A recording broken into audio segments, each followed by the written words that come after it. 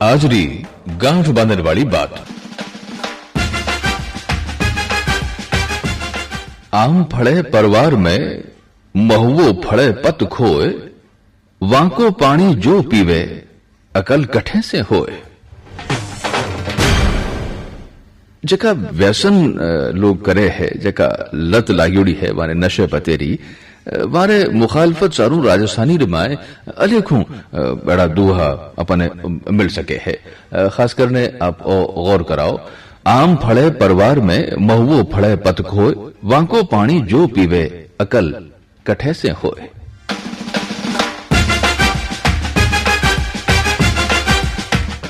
आम जो है वो पत्ता रे रेवता हुआ ही फड़िया करे, पण महुओ जो है वो पत यानी प्रतिष्ठा रूपी जे का पत्ता है वारे नी होण माथे ज वो महुओ फल सके है।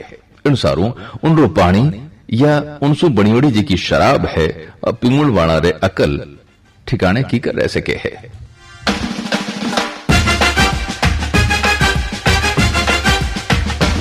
इन सारू कहिजियो कि आम फड़े परवार में महुओ फड़े पत खोए, वाको पानी जो पीवे अकल कठे से होए।